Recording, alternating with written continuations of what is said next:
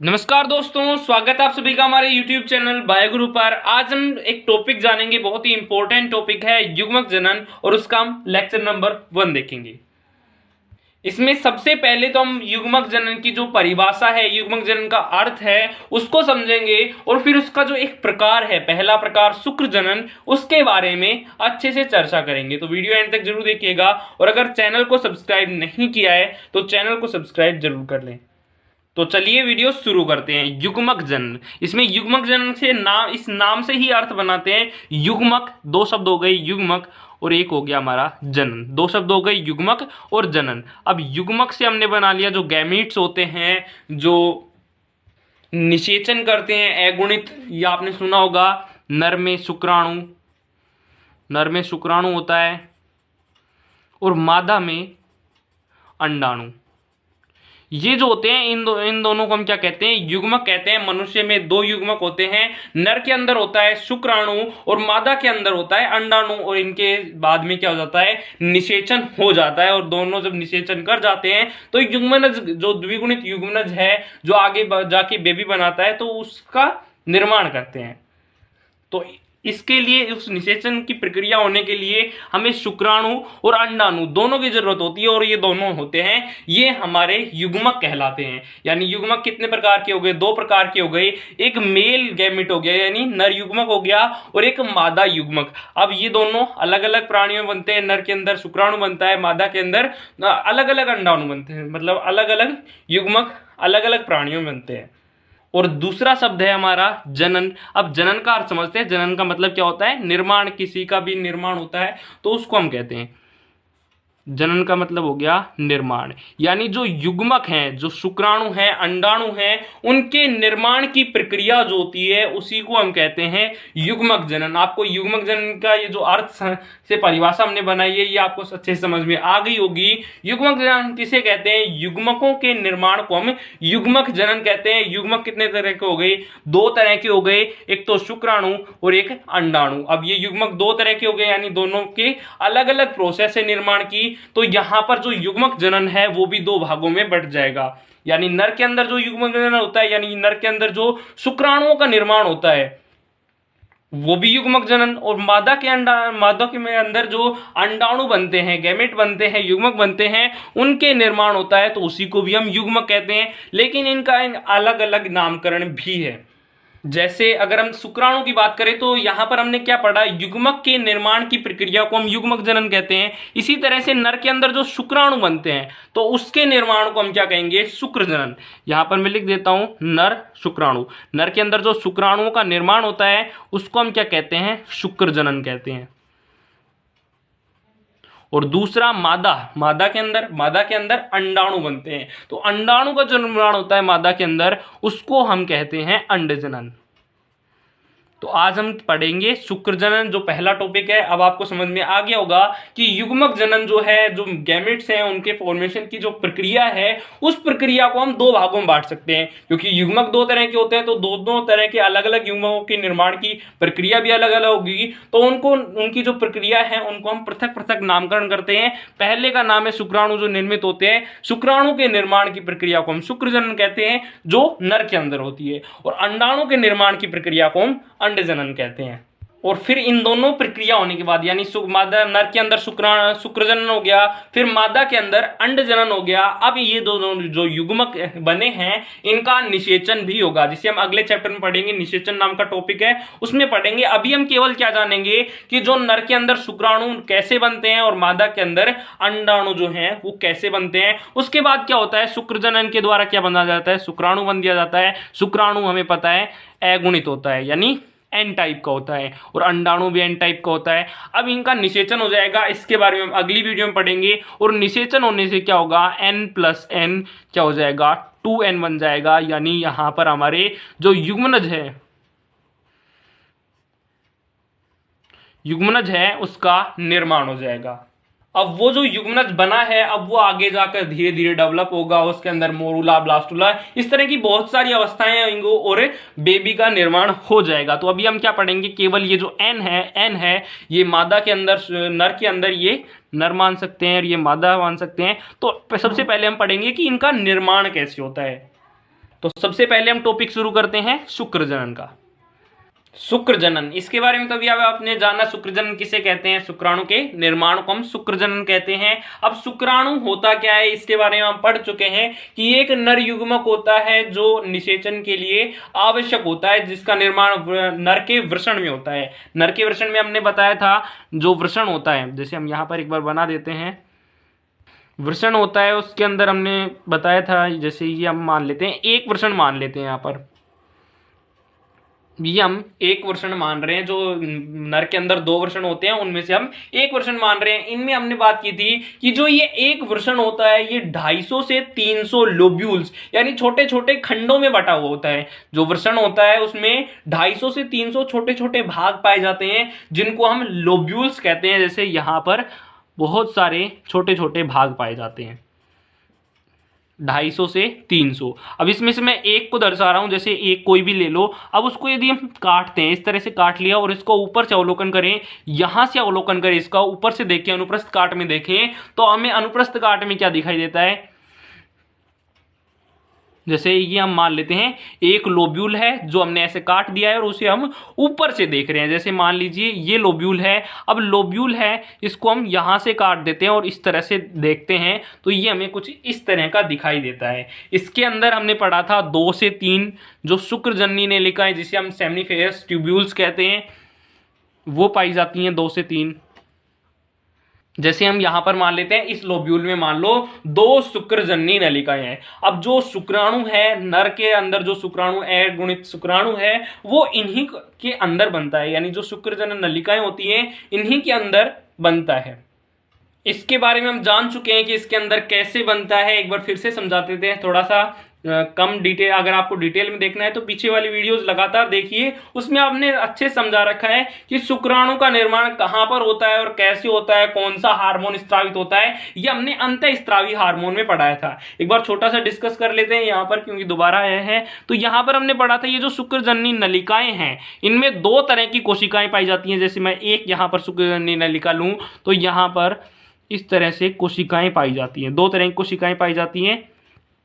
एक तो होती है कायिक कोशिका, सर्टोली कोशिका जिसे हम कहते हैं, और दूसरी होती है जनन कोशिका। यहां पर मान लीजिए ये है हमारी, ये मान सकते हैं हम सर्टोली कोशिका, ये मान सकते हैं सर्टोली, ये वाली सर्टोली और ये वाली सर्टोली। और जिसमें हमने कलर फिल नहीं कर रहा है इसमें हमने मान सकते हैं कि ये जनन कोशिका है।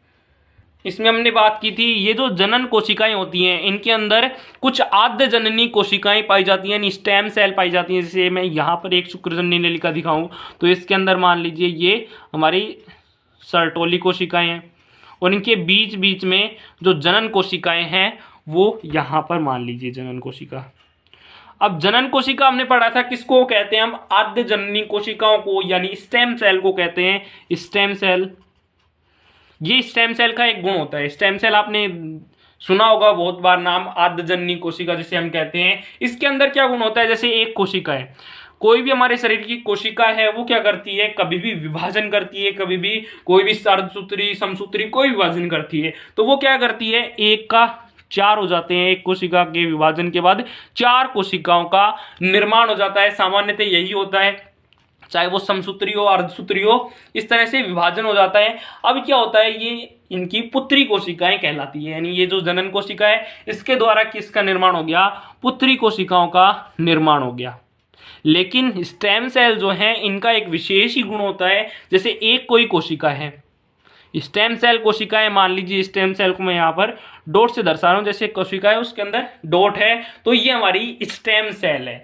अब स्टेम सेल क्या करती है, कभी भी विभाजन करती है। जैसे इसने विभाजन किया, एक कोशिका से 2 कोशिकाएं बनाई तो इसमें एक जो कोशिका है वो तो बना लेगी आगे जाकर जो भी कोशिका बनानी है, जिसके भी रूप में उसे कार्य करना है तो वो कोशिका का निर्माण कर लेती है। लेकिन जो दूसरी कोशिका है वो जो है वो इसके अंदर स्टेम सेल का गुण आ जाता है, यानी वापस से वो उसी तरह की बिल्कुल सेम टू सेम कॉपी हो जाती है। एक कोशिका तो इधर से बन गई, अब तो ये स्टेम सेल ही है, ये स्टेम सेल, पहले एक कोशिका स्टेम सेल है, वो दोनों दो स्टेम सेल बना लेती है। अब इनके अंदर होता क्या है, एक जो स्टेम सेल है वो तो आगे जाकर किसी भी कोशिका में रूपांतरण होना है तो वो रूपांतरण हो जाता है, लेकिन जो दूसरी स्टेम सेल है इसके अंदर वही गुण रह जाता है और ये आगे जाकर फिर से स्टेम सेल बना लेती है। अब इनमें से एक खाली रह जाएगा और दूसरी वापस विभाजन करने लग जाएगी। यानी ये जो स्टेम सेल है ये कभी खत्म नहीं होती है। यहां पर आप देखिए, एक कोशिका है, दो कोशिकाएं बनी, एक कोशिका तो किसी कोशिका में रूपांतरित हो गई, लेकिन दूसरी जो कोशिका है वो अभी भी शेष रह गई और वो अभी भी विभाजन करे जा रही है। अब इनमें एक रह गई, दूसरी विभाजन करे जा रही है। यानी ये जो स्टेम सेल है आद्यजननी कोशिकाएं हैं, इनके अंदर एक विशेष प्रकार का गुण पाया जाता है, ये कभी खत्म नहीं होती। तो ये जो स्टेम सेल है, इसी प्रकार की कोशिकाएं हमारी जनन कोशिकाओं में पाई जाती हैं। मान लीजिए ये हमने दर्शाया था सर्टोली कोशिका और इनके बीच में हमने माना था जनन कोशिका। तो ये जो जनन कोशिकाएं हैं ये एक प्रकार की आद्यजननी कोशिकाएं हैं जो कभी खत्म नहीं होती। उसके अलावा इन लोब्यूल्स में एक तीसरी प्रकार की कोशिका और पाई जाती है जिसे मैं बताना भूल गया। तीसरी प्रकार की कोशिका यहां पर पाई जाती है। ये जो लोब्यूल है, ये लोब्यूल हमने यहाँ से काटा था ऊपर से, और यहाँ पर हमें 2 से 3 शुक्रजननी नलिकाएं देखने को मिली थी। यहीं पर कुछ कोशिकाएं पाई जाती हैं। इन कोशिकाओं को हम लेडिंग सेल्स कहते हैं। लेडिंग सेल, इनका नाम पहले भी आपने सुना है, लेडिंग सेल। तो ये जो लेडिंग सेल होती है ये क्या करती है, हमने अंतःस्त्रावी जो चैप्टर था उसमें हमने पढ़ा था, अंतःस्त्रावी चैप्टर में, कि जो लेडिंग कोशिकाएं होती हैं, अंतराली कोशिकाएं होती हैं, वो क्या करती हैं, एक हार्मोन रिलीज करती हैं। कौन सा हार्मोन होता है वो, एस्ट्रोजन हार्मोन। तो ये जो लेडिंग कोशिकाएं होती हैं, अंतराली कोशिका जिसे हम कहते हैं, वो क्या करती है, एस्ट्रोजन हार्मोन का स्त्राव करती है। सॉरी, एस्ट्रोजन नहीं, गलती से हो गया, एंड्रोजन। ये जो लेडिंग कोशिकाएं होती है ये क्या करती है, एंड्रोजन हार्मोन का स्त्राव करती हैं। ये एंड्रोजन हार्मोन क्या होता है, जो नर हार्मोन होता है, नर के अंदर जो विशेष प्रकार से पाए जाने वाला हार्मोन है वो क्या है, एंड्रोजन है। और एंड्रोजन का ही एक प्रकार है टेस्टोस्टेरोन, यानी टेस्टोस्टेरोन जो है वो एंड्रोजन का ही एक प्रकार है। यानी उन दोनों को हम एक ही नाम से बुलाते हैं, चाहे एंड्रोजन कह दो चाहे टेस्टोस्टेरोन कह दो। यानी यहाँ पर जो अंतराली कोशिकाएं पाई जाती हैं, ये जो वृषण है, इसके अंदर वृषण है, लोब्यूल है, लोब्यूल के अंदर 3 प्रकार की कोशिकाएं पाई जाती है। 2 तो शुक्रजननी नलिका में और एक बाहर जो तरल पाया जाता है, अंतरतरली जिसे हम कहते हैं, वहां पर एक पाई जाती है जिसे हम कहते हैं लेडिंग। और वो क्या करती है, एस्ट्रोजन हार्मोन का स्त्राव करती है जिसे हम टेस्टोस्टेरोन भी कहते हैं। अब ये टेस्टोस्टेरोन क्या करता है, इसके बारे में आप अंतःस्त्रावी जो चैप्टर है उसमें आप पढ़ चुके हैं कि टेस्टोस्टेरोन जो नर लैंगिक लक्षण होते हैं, सभी वो भी बहुत सारे लक्षण होते हैं, उनको प्रदर्शित करता है।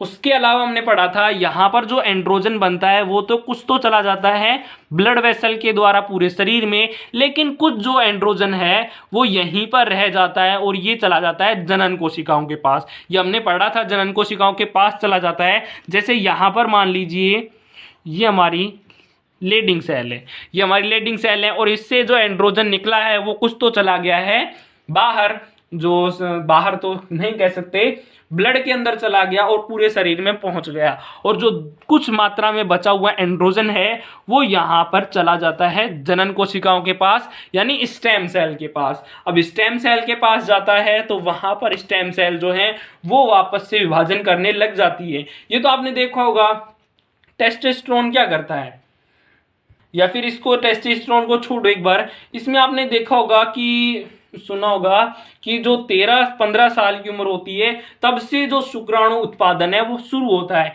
यानी जो शुक्र जनन की क्रिया है वो बचपन से नहीं होती है, वो जो बाद में बड़े वयस्क बन जाते हैं, यौनारंभ चालू होता है, तब ये जो शुक्राणु जनन की क्रिया है वो काम करने लग जाती है, शुरू हो जाती है।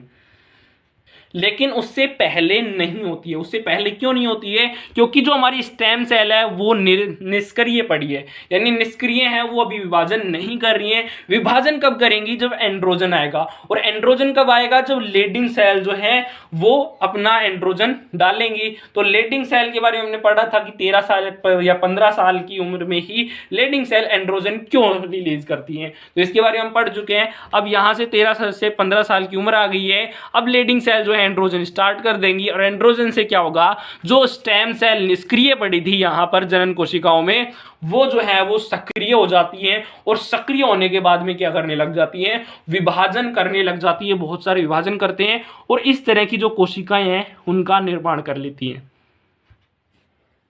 यानी कि अब क्या हो गया? जो हमारा शुक्र जनन की क्रिया है वो शुरू होने लग गई है। शुक्र जनन की जो क्रिया है उसको हम दो भागों में बांटते हैं। शुक्र जनन की क्रिया को हम दो भागों में बांटते हैं। एक तो शुक्राणु पूर्व का निर्माण, यानी ये जो कोशिका आपको दिख रही है स्टेम सेल के द्वारा, ये सीधे शुक्राणु नहीं बनती है। पहले ये शुक्राणु पूर्व का निर्माण होता है और वो फिर शुक्राणु पूर्व है वो शुक्राणु में निर्मित होती है। तो इस तरह से हम दो भागों में से बांटते हैं। एक तो शुक्राणु पूर्व का निर्माण, शुक्राणु पूर्व निर्माण, और दूसरा शुक्राणु पूर्व से शुक्राणु का निर्माण। यानी पहले क्या होगा? शुक्राणु पूर्व का निर्माण होगा, यानी शुक्राणु से पहले की जो अवस्था है उसका निर्माण होगा, और फिर धीरे धीरे शुक्राणु का, यानी जो शुक्राणु की जो आपने देखी होगी इस तरह की स्ट्रक्चर होती है, तो वो धीरे धीरे उसमें कन्वर्ट होने लग जाता है। तो इसमें जो पहला स्टेप है शुक्राणु पूर्व का निर्माण, उसको हम शुरू करते हैं। यानी ये हमारी स्टेम सेल है, इसकी कंडीशन आपने देख ली है कि यहाँ ये कहाँ पर पाया जाता है, किस तरह से ये वर्क करता है, कौन सा हार्मोन आता है, तो ये वर्क करना शुरू कर देता है। अब हम पढ़ेंगे शुक्राणु पूर्व यानी शुक्राणु से पहले की जो अवस्था है उसका निर्माण कैसे होता है। बहुत डिफिकल्ट है ये। आप सोच रहे हैं शुक्राणु जनन की जो क्रिया है वो बहुत आसान है, लेकिन ऐसा बिल्कुल भी नहीं है। इन दोनों को अगर यानी पूरे शुक्राणु जनन की बात करें तो एक शुक्राणु को निर्मित होने के लिए 74 दिन लगते हैं, 74।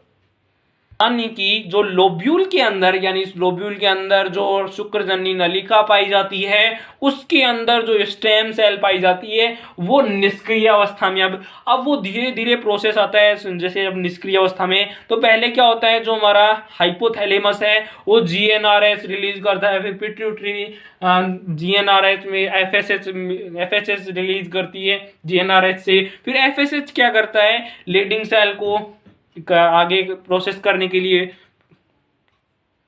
प्रमोट करता है। फिर क्या होता है, प्रमोट करने के बाद लीडिंग सेल है वो एंड्रोजन बनाना शुरू कर देती है। एंड्रोजन पूरे शरीर में पहुंचने लग जाता है, आवाज का भारी हो जाता है, बहुत सारी चीजें होते हैं, और उनमें से कुछ एंड्रोजन जो है वो स्टेम सेल के पास भी चला जाता है। अब स्टेम सेल है वो विभाजन करने लग जाएगी। अब शुक्राणु पूर्व का निर्माण होगा, फिर शुक्राणु का निर्माण होगा, और इस तरह की पूरी प्रोसेस में लग जाते हैं 74 दिन, और इसी को हम कहते हैं शुक्राणु जनन।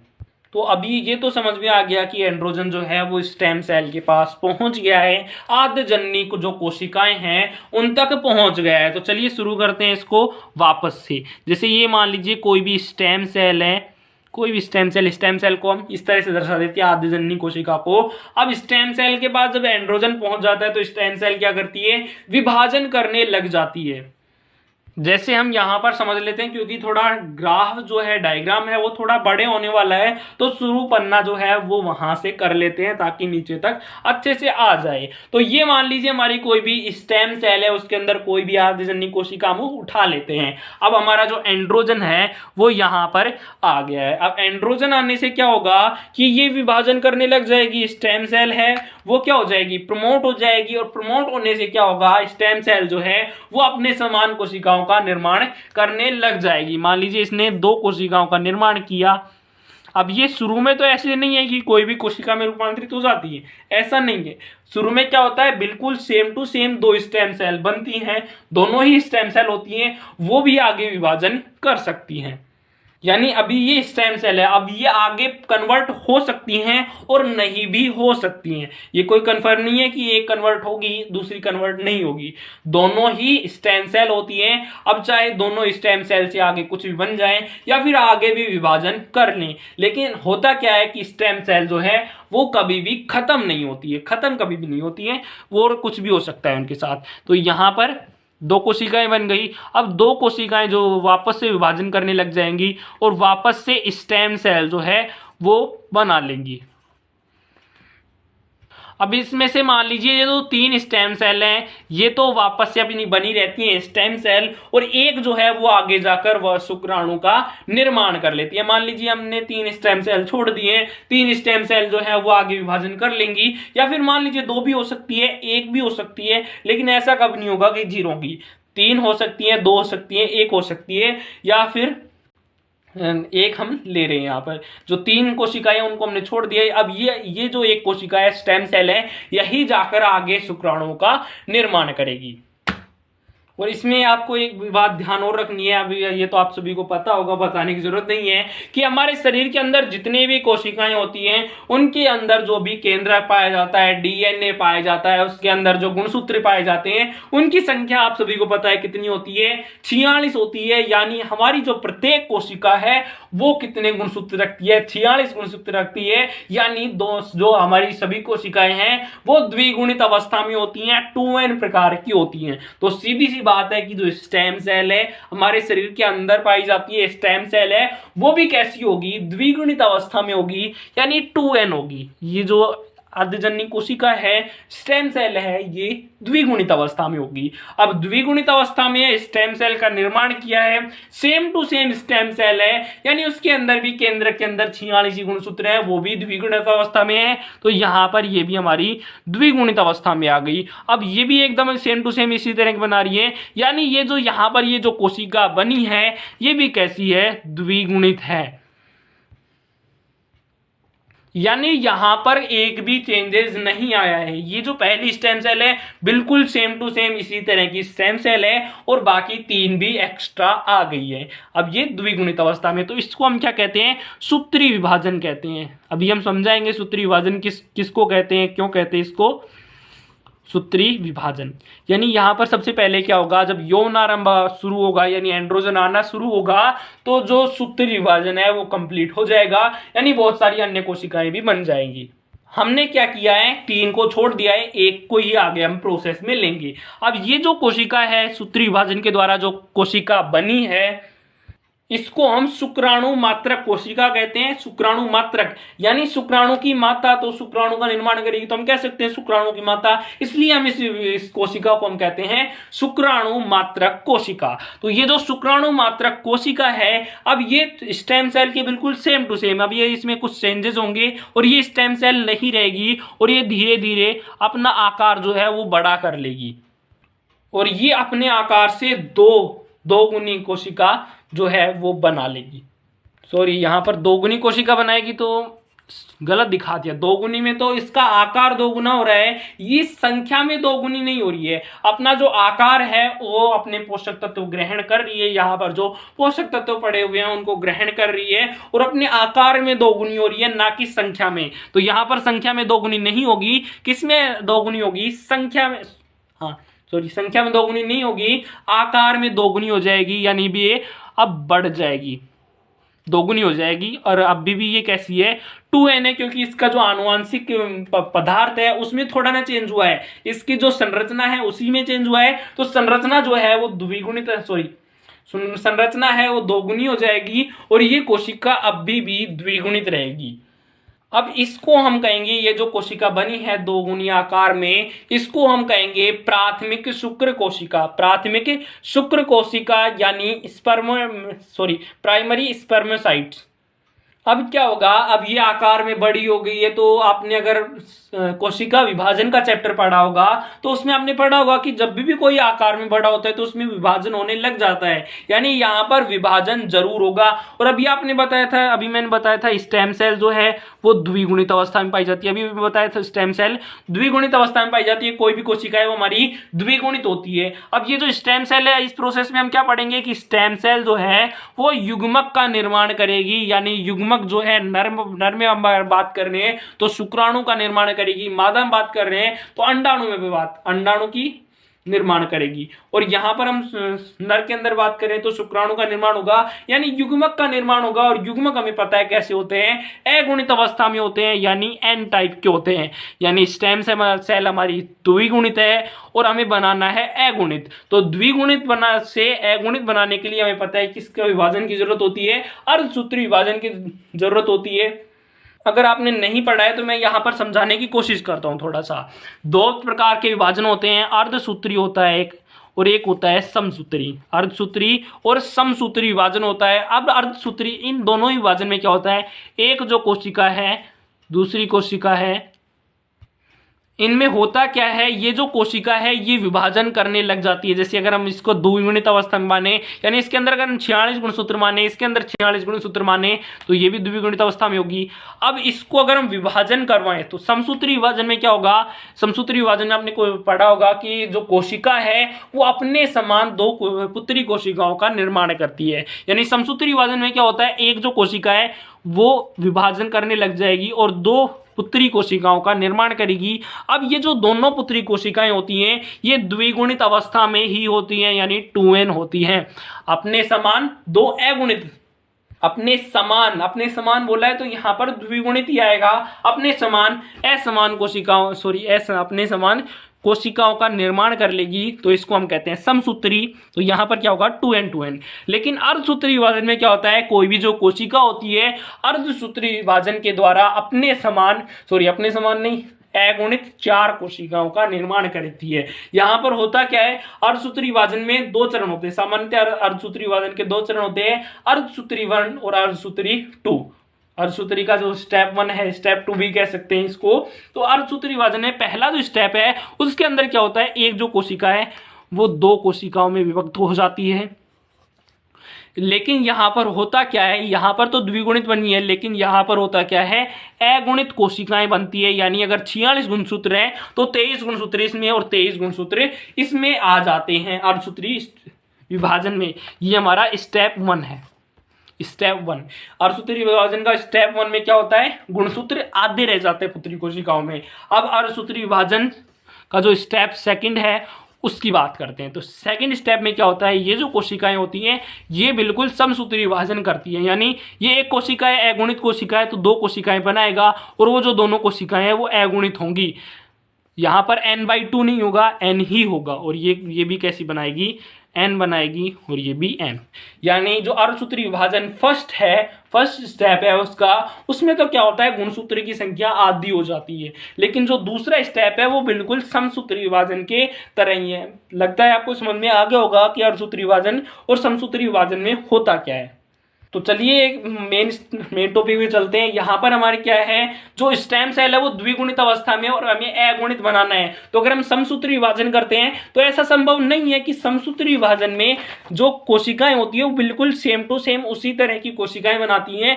2 गुणित है तो 2 गुणित ही बनाएगा, और 2 द्विगुणित है और यहां पर आधे हो जाते हैं। इसलिए यहां पर क्या होगा, अर्धसूत्री विभाजन होगा।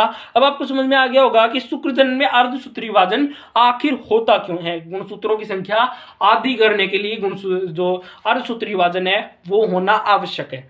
यानी यहां पर हमारी जो प्राथमिक शुक्रजनन कोशिका है, प्राथमिक शुक्रजनन में बात की, दोगुना आकार ग्रहण कर लेती है, तो इसको हम कहते हैं प्राथमिक शुक्र कोशिका। अब ये जो प्राथमिक शुक्र कोशिका है ये अर्धसूत्री विभाजन करेगी। अर्धसूत्री विभाजन में फर्स्ट स्टेप में क्या होगा, ये अपने समान नहीं, आधी कोशिकाएं, जो गुणसूत्रों की संख्या है वो आधी हो जाएगी, n और n हो जाएगी। इसको हम कहते हैं द्वितीयक, इसको हम कहेंगे प्राथमिक शुक्र कोशिका, और इसको हम कहेंगे द्वितीयक। अब द्वितीयक शुक्रजनन कोशिका के बाद में क्या होगा, समसूत्री विभाजन के जैसे होगा, यानी अगर हम अर्धसूत्री विभाजन की बात करें तो अर्धसूत्री विभाजन सेकंड होगा और ये अपने समान 4 कोशिकाओं का निर्माण कर लेगा, N N N और ये N। तो ये आपको समझ में आ गया होगा कि यहां से लेकर यहां तक हमारा क्या हुआ है, अर्धसूत्री विभाजन हुआ है, जिसमें जो एक कोशिका है, द्विगुणित कोशिका है, वो अपने 4 अगुणित कोशिकाओं का निर्माण कर लेती है। अब ये जो 4 अगुणित कोशिकाएं बनी हैं, इनको हम कहते हैं शुक्राणु पूर्व। अभी भी ये शुक्राणु नहीं बने हैं, शुक्राणु बनने के लिए तो बहुत टाइम बाकी है। अभी तो ये क्या बने हैं, शुक्राणु पूर्व कोशिका, शुक्राणु पूर्व कोशिका।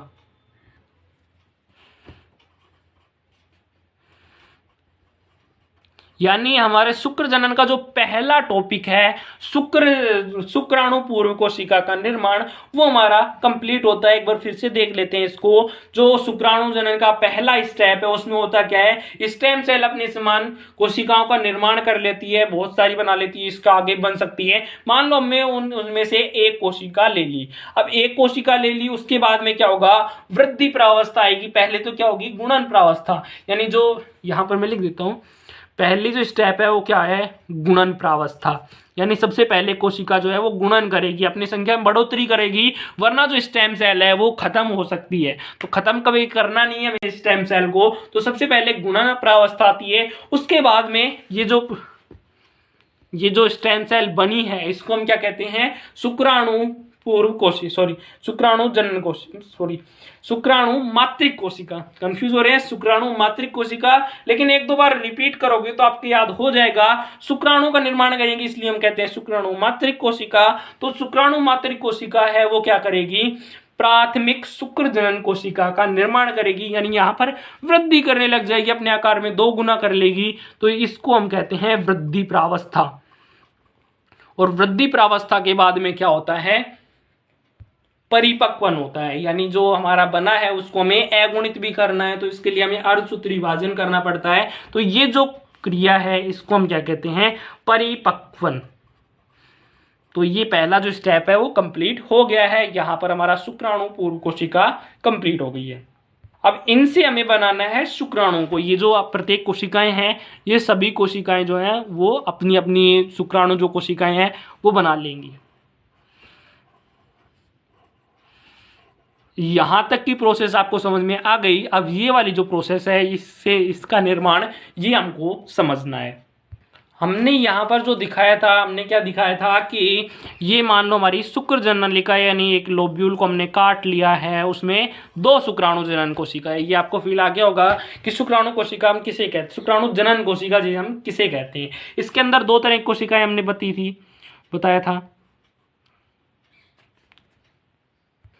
इसमें हमने बताया था यहाँ पर जनन कोशिकाएं पाई जाती है, जिनके बारे में भी हमने बात की थी कि यहाँ पर क्या हो गया, शुक्राणु पूर्व कोशिका का जो है वो निर्माण हो गया है। अब शुक्राणु जनन कोशिका जो है, शुक्राणु पूर्व कोशिका है, वो चली जाती है इन सर्टोली कोशिकाओं के पास। ये सर्टोली कोशिकाएं हैं, अब इनके पास चली जाती है। और सर्टोली कोशिकाओं का कार्य आप जानते हैं कि ये क्या करती है, कोई भी जो शुक्राणु पूर्व कोशिका इनके पास आती है, इनका पूर्ण परिपक्वन कर देती है, यानी उन्हें पूरा तैयार कर देती है, शुक्राणु बना देती है। अब हम इसके अंदर होने वाली जो प्रोसेस है उसको जानेंगे। तो इसके अंदर क्या होता है, शुक्राणु का जो रूपांतरण है वो क्रिया संपन्न होती है। अभी जो शुक्राणु पूर्व कोशिका है ये हमें गोल दिखाई दे रही है, लेकिन इसमें कुछ चेंजेस होते हैं और ये हमें कुछ इस तरह की दिखाई देने लग जाती है। इसकी पूंछ निर्मित हो जाती है। और यहाँ पर आपने अभी जो सर्टोली कोशिका के अंदर देखा था कि सर्टोली कोशिका के अंदर इसका निर्माण हो गया, शुक्राणु की पूंछ भी आ गई। लेकिन अभी भी आपको ध्यान रखना है कि यहाँ पर उसके शुक्राणु के पूंछ भी बन गई है, लेकिन वो अभी शुक्राणु की जो पूंछ है वो सक्रिय नहीं है, अभी वो निष्क्रिय है। यानी शुक्राणु जो है वो अभी भी कार्य करने नहीं लगा है, उसकी पूंछ अभी भी हिलती नहीं है। वो ऐसे कैसे पड़ा है, जैसे पहले शुक्राणु पूर्व, वैसे उसको संरचना दी है, यहाँ पर संरचना दी है, अभी वो निष्क्रिय ही है।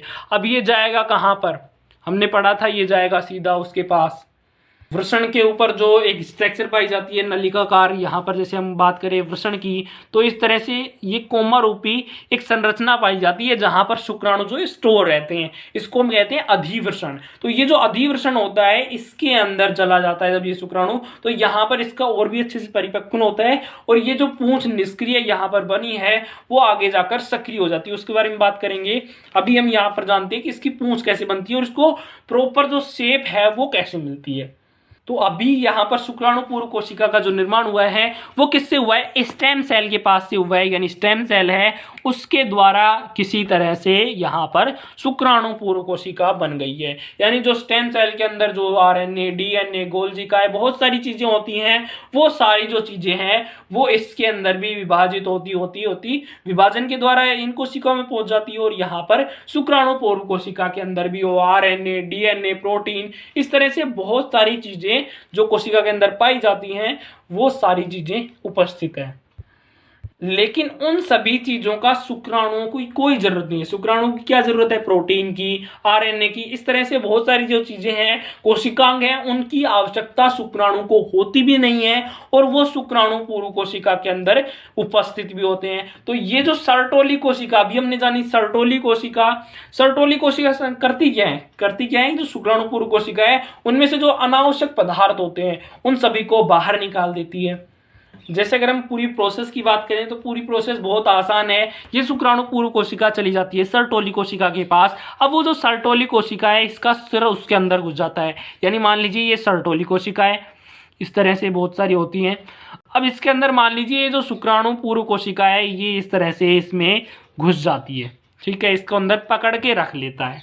अब पकड़ के रखता है, इसके अंदर क्या होता है, इसके अंदर बहुत सारे कोशिकांग होते हैं, जो भी कुछ सामान्य कोशिकाओं में होते हैं वो सारे इसके अंदर होते हैं, लेकिन इसको कोई आवश्यकता भी नहीं है, इसको कोई आवश्यकता नहीं है शुक्राणु को। तो ये जो सर्टोली कोशिका है ये इनमें से अनावश्यक पदार्थ निकाल लेती है, जैसे सारे जो कोशिकांग हो गए वो निकाल लेती है लगभग। इसमें केवल जो आनुवांशिक पदार्थ है, युग्मक को आवश्यकता होती है आनुवांशिक पदार्थ की, आनुवांशिक पदार्थ रखता है डीएनए, बाकी जो आरएनए है उसको भी निकाल देता है, आरएनए के अंदर भी खींच लेता है, क्योंकि आरएनए इसको चाहिए नहीं, इसको केवल क्या चाहिए, डीएनए चाहिए। इसको करना क्या है, निषेचन करना है, इसका डीएनए और उसका डीएनए मिल जाना चाहिए, इसके अलावा इसको क्या चाहिए, और कुछ नहीं चाहिए। तो ये जो सारी चीजें होती है ये इसके अंदर से खींच लेता है, यानी शुक्राणु पूर्व कोशिका के जो अनावश्यक पदार्थ होते हैं उनको बाहर निकाल देता है। अब बाहर निकाल देता है और इसके अंदर जो डीएनए होता है जो लंबा फैला हुआ होता है उसको भी बिल्कुल समेट कर सबसे जो कम है,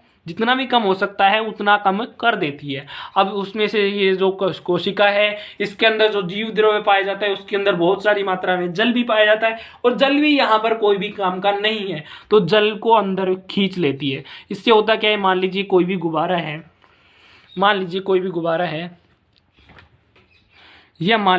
गुब्बारा है, अब इसके अंदर पानी भरा हुआ है और ये फूला हुआ है। अब मान लीजिए यहाँ से आप कोई नलकी लगाते हैं, इसको किसी भी तरह से बिना हवा निकाले इस तरह से कोई भी नलकी लगाते हैं और इसमें से धीरे धीरे पानी निकालते रहते हैं, तो क्या होता है, इसका जो आकार है वो धीरे धीरे कम होता जाता है, यानी इसका जो आकार है वो कम हो जाएगा, यानी कि आप समझ सकते हैं इस शेप का नहीं रहेगा। जैसे अगर हम बात करें किसी भी बोतल की बात करते हैं, तो यहाँ से इसके अंदर अगर हमने पानी भर रखा है और यहाँ से अगर हम पानी को दबा कर निकालते हैं तो इसकी जो शेप है वो कुछ इस तरह की हो जाती है, दबाते हैं इस तरह की हो जाती है, और गुब्बारे में जब पानी निकल जाता है तो वो गुब्बारा भी कैसा हो जाता है, इस तरह का हो जाता है गुब्बारा। मान लीजिए नीचे थोड़ा सा पानी भरा हुआ है, इस तरह का हो जाता है, और यहाँ पर भी यही होता है, इसके अंदर जो पानी होता है वो सारा निकाल लिया जाता है, इसका जो शेप है वो भी बिगड़ जाता है, जैसे मान लीजिए इस तरह का हो जाता है, क्योंकि इसमें पानी है वो सारा निकल गया है। अब ये क्या करेगी, इसको प्रॉपर शेप देगी, यानी यहाँ से जो पानी है उसको अंदर डालती, जैसे अगर हम बात करें इसमें थोड़ा सा पानी हो तो इसको अगर हम ऊपर से पकड़ें और नीचे करते जाएं तो नीचे से थोड़ा फुला हुआ होगा, इसी तरह का यहाँ पर होता है, इसका जो सारा पानी है, सारा जीव द्रव्य वो एक साइड कर देती है। तो एक साइड करने से क्या होगा, जैसे यहाँ पर से पकड़ के इस साइड कर दिया तो यहाँ से ये फूला हुआ होगा और लास्ट में इसके इस तरह से पूंछ सी बन जाएगी, और यहाँ पर हमारा जो शुक्राणु का जो निर्माण है वो पूरा हो जाएगा। तो ये तो आपको समझ में आ गया कि इसकी संरचना कैसे बनती है। ये तो आपकी समझ में आ गया कि ये शुक्राणु पूर्व कोशिका जो है वो गोल होती है, फिर उसमें से अनावश्यक पदार्थ होते हैं तो वो बाहर निकाल ली जाती है। इस तरह से इसकी जो शेप होती है वो बन जाती है। ये आपको समझ में आ गया कि शेप कैसे बनती है। लेकिन आपने शुक्राणु के शीर्ष के ऊपर एक टोपी सी संरचना देखी होगी अजीब सी, उसको कैसे बनता है, यानी वो कैसे बनता है। एक मिनट, बुक कहाँ है, बुक। जैसे अगर हम बात करें यहाँ की, तो ये हमारा शुक्राणु है, इसमें बहुत सारी चीज़ें हमें देखनी बाकी रह रही है। इसमें ये हमारा शीर्ष है, इसके ऊपर ये एक छोटी सी टोपी नुमा संरचना भी होती है, इसको हम अग्रपिंडक कहते हैं। इसके बारे में थोड़ा सा जान लेते हैं। यानी जो शीर्ष है शुक्राणु का, इसके ऊपर एक छोटी सी टोपी पाई जाती है। ये टोपी क्या काम आती है इसके बारे में बताते हैं, और ये इसका निर्माण कैसे होता है उसके बारे में बताते हैं। ये जो कोशिका है, ये शुक्राणु पूर्व कोशिका, इसके अंदर बहुत सारे कोशिकांग है पहले तो। अब सीधी सी बात है कि कोशिकांग है तो वहां पर जो गोल्जी काय है, जैसे मान लीजिए ये हमारा केंद्रक है। अब गोल्जी काय यहाँ पर मान लीजिए ये हमारा गोल्जी काय है। अब गोल्जी काय से होता क्या है, जब ये धीरे धीरे फॉर्मेशन होता रहता है तो गोल्जी काय में, जैसे मान लीजिए हम इसको अलग कलर से दर्शाते हैं तो अलग कलर से बाहर दर्शा रहे हैं। जैसे गोल्जी काय जो है हमें पता है इस तरह से झुंड में पाया जाता है, बहुत सारी सघन काय पाई जाती हैं। तो जो झुंड में पाया जाता है, इस तरह से सघन पाया जाता है, उनके बीच बीच में हमें खाली स्पेस देखने को मिलता है जिन्हें हम रिक्तियां कहते हैं। जैसे यहाँ पर हम देख रहे हैं कोई छोटे छोटे छेद दिखाई दे रहे हैं, इनके बीच में ये हो गया, ये हो गया, यहाँ पर इनके बीच में फ्री स्पेस देखने को मिलता है, इनको हम रिक्तियां कहते हैं। और ये जो रिक्तियां हैं ये धीरे धीरे अपने आकार में बढ़ोतरी करती रहती हैं, यानी ये जो कण है वो थोड़े थोड़े दूर होते रहते हैं। जैसे ये फ्री स्पेस है, यहाँ से ये दूर होने लग जाती है और ये जो रिक्तिका है, खाली स्पेस है, वो बढ़ने लग जाता है और धीरे धीरे उसमें कुछ परिवर्तन होता है और वो एक्रोसोमल कण बन जाता है। एक्रोसोमल कण बन जाता है।